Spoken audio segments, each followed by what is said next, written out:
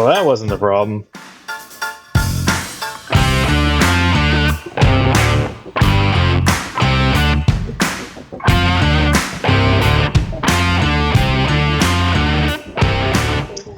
Welcome back to Off the Ship. My name's Toby, and today we're on the 2006 Z425 John Deere Zero Turn. In an earlier video, I picked this beauty up in kind of an odd circumstance from Facebook Marketplace, which turned out to be the purgatory lot at our local John Deere dealership. It was $500 sight unseen in an unknown condition. It had a picture, and the picture looked awesome. So I bought it. Anyway, I'll include the link to that video if you're interested. But in that video, we got it home, got it running, and found that only one of the drive wheels had power. So ultimately, I hope to send this mower to a neighbor who's helped me out in the past, and I'm trying to get this thing fixed up for the summer. So without the $2,500 John Deere hydraulic diagnostic test rig, I took a gamble and ordered a rebuild Parker wheel motor for around $400. So today we're going to see if that gamble paid off, or I'm going to have to dive deeper in the hydraulic system. You know, we're not trying to make money with this machine, but it would be fun to come out ahead relative to what it's worth. And currently we have about $1,000 in this thing. So if this works, I'm going to be super pumped. Anyway, let's get to it.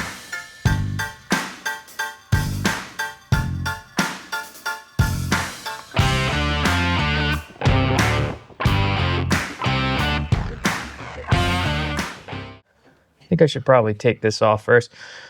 But before any of that, let's just check out the instructions now that we're a little more familiar with what's going on. Alrighty. So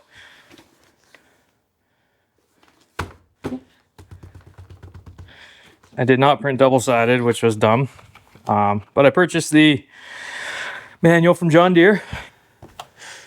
All right, this is kind of cool. So in the manual, we have a kind of high-level schematic of the hydraulic system, or this is not quite a one line, but you know, it's just a simplified version, which is kind of neat. You can go through it. You know, if you're familiar with hydraulics, you can start to pick out some stuff like that's, I believe, a variable displacement pump symbol. That's a fixed displacement pump symbol. Check valve, relief valve, some more check valves, orifice. It's a bit of a mystery. It's a valve block of some sort. It's a bypass, so that's probably the needle valves. I don't know why that's not the standard symbol for needle valve, but it's a John Deere schematic, so who cares? Here's your motors. They are variable, they're fixed displacement or fixed speed motors. And A, it's a hydraulic pump control assembly. So A is the entire block. I don't know where the directional control valves or the spool valves are that actually. So I guess so that's a shaft that drives it. Maybe these things indicate the control assembly, which would be your arms on your Z-turn. Whatever the case may be, you got a filter right here. I think, yeah, oil filter. So pretty simple. All we're doing is, see, we're going to the right-hand side. So we're taking that motor off and replacing it and breaking these connections, and they're just Parker, I'm not sure what series, but Parker tubing. And yeah, so pretty simple. Wheel motor removal, park machine, loosen wheel bolts, raise and support rear of frame, remove wheels. Place container under line, sketch hydraulic oil, disconnect hydraulic line A at wheel motor. So these are the two fittings. We crack those. Plug lines to the wheel motors to prevent system contamination. I don't have any plugs for this series, but I do have the Rhino plugs, so I'm just going to use those. So remove wheel hub retaining nut B.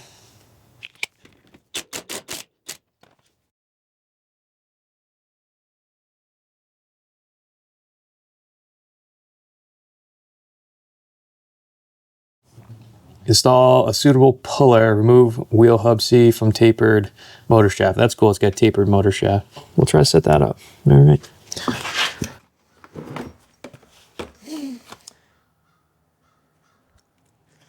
No. I think have a master. I have no idea how I got this, but the second time I've used it. So let's bring this over to the machine and kind of try to set it up. Problem here is everything's too close. So you can't get these nuts.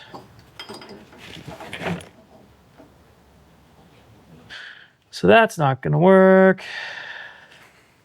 At least as it is. Anybody has watched Bending with Brendan, a lot of talk about this. Basically, you just sit here and whack it with your purse. Doesn't take much. It's a big hammer. This is actually the first time I've ever popped a wheel stud, so that was kind of fun. You know, you've got this, it's not exactly knurled, but this, it's got a tooth pattern cut in there. And that just kind of, imagine these are very hard and it's a little bit softer and it kind of just grabs the material of the hub. So I did find locally the correct tool. It's $40, but it's one of those things I don't think I'll use often. So see if this works out. And if it does, great. So now, good, that's long enough.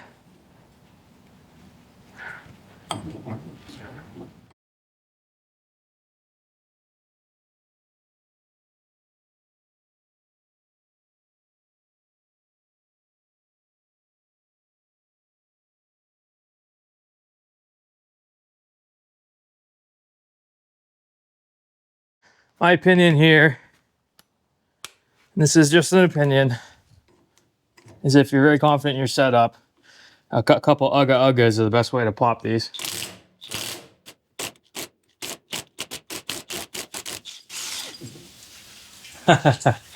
Or if you're overconfident in your setup, thank goodness I got a lathe. I need longer bolts. Anybody out there who sees like 6 different ways to solve this problem, I hear you. I just don't have any longer hardware here, which is ridiculous, I know, but where we're at, I'll give another ugga, and if not, we'll have to go get the right tool. This is dumb, but nope.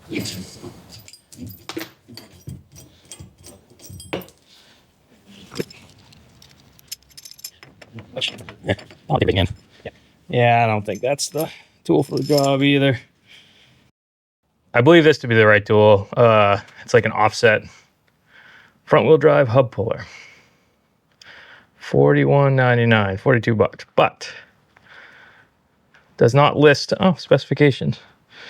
Puller size 3 3/4 to 4 1/2. Perfect. All right, let's go to Napa. All right, let's see what $42 at Napa gets you. Seems to have an integral shaft saver. That's pretty cool, and it does fit, which is a big relief.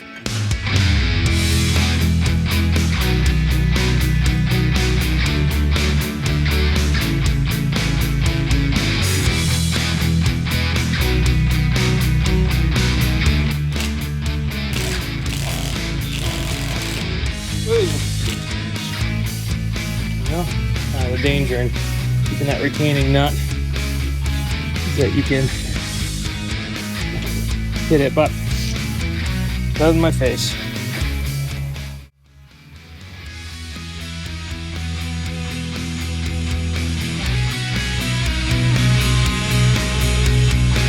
A chance to get the crap off before you really crack these lines.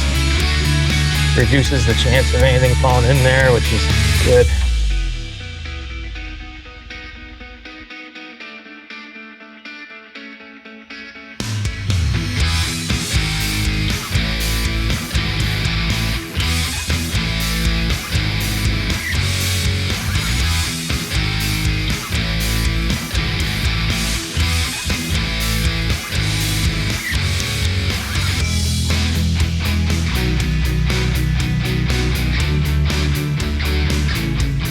Okie doke.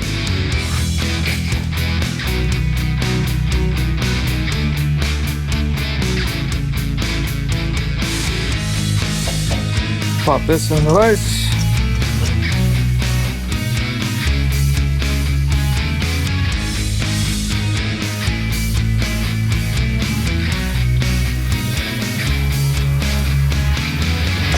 Pop that O-ring. See the shit?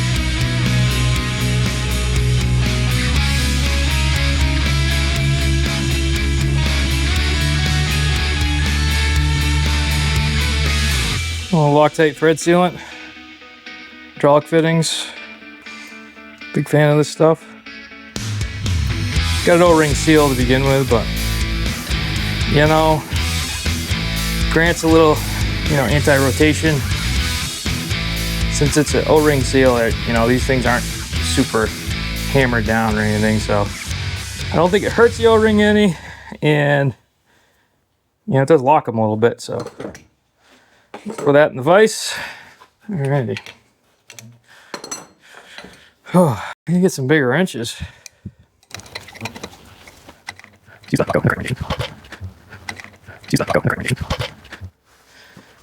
Alright, so let's just reality check these. This Castellated nut. Thank you, Jim. Buddy of mine, old boss of mine actually. Got a lot of old bosses. Commented when I said it was a castle bolt. I had never come across a castle bolt. He said, well, Toby, that's called a castellated bolt, and this is a castellated nut apparently. So, you know, once a boss, always a boss. Yeah. All right, they do swap over well. Also, magnet to the rescue there. Okay. Yeah, that's a deep keyway too. Half moon, great. So it's got one in there already. It's already got sort of a angle with the taper of the shaft, so that's good. You don't want that sitting high and that sitting low, so it prevents anything from sliding on and off. So, really don't want anything in there, so I'm gonna put some electrical tape on. I just don't have any, you know, if this was a hydraulic shop or at work or whatever, we'd have caps and all kinds of stuff. I have none of that. I don't know. I was told 90% of hydraulic work is just being clean. Should I set these? I should probably set these. I'm just gonna... Yeah, so that one must have been in its home, and this one I'm making a new home. Alrighty. Now, we can install the motor.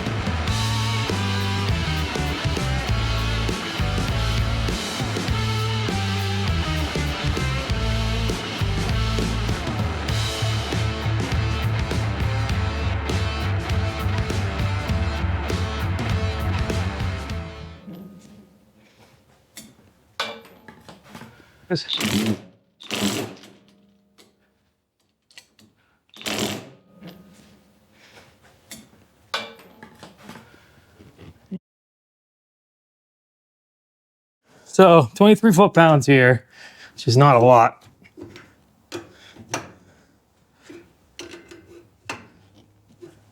There's no ferrules to set or anything like that, so I think we're good.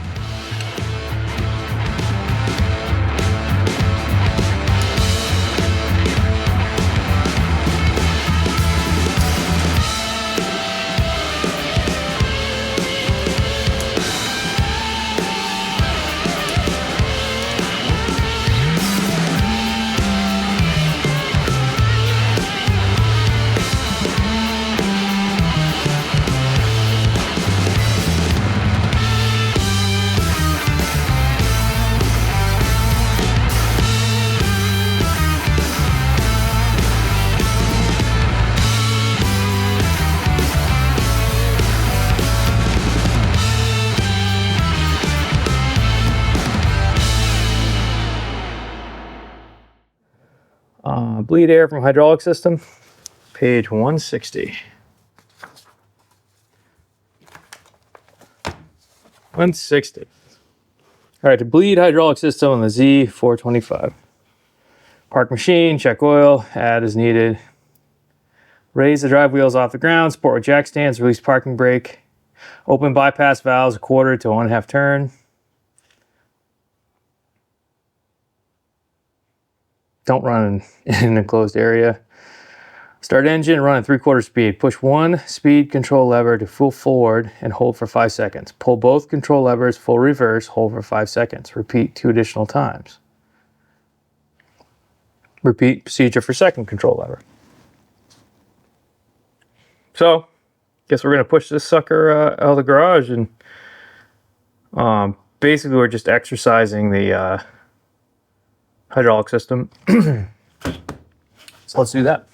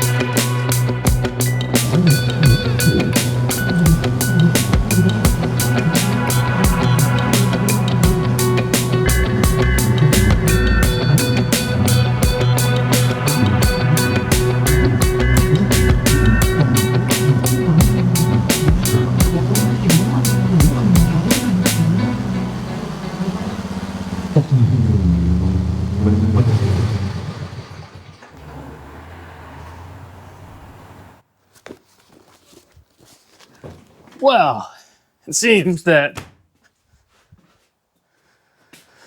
there's something else going on. I think the only other thing I can think of is the hydraulic filter, but I thought that was a passive filter, and I'm hesitant to throw a filter at it until I change the oil. It's not passive, it comes off this charge pump, so throw a filter on, see if that does anything. Without the diagnostic equipment, I'm sort of just want to cover the basics.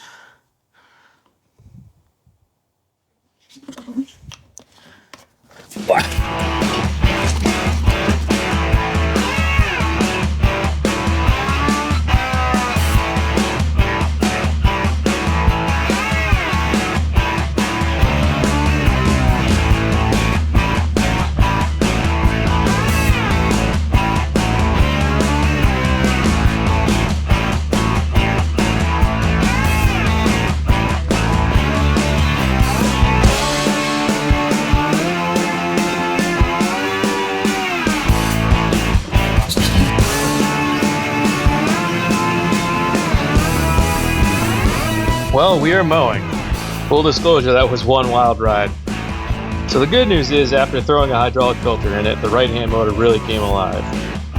But for the bad news, there's definitely still something going on, and I probably wasted $400. When driving, the operating characteristics tell you that the left-hand motor is definitely doing the lion's share of the work.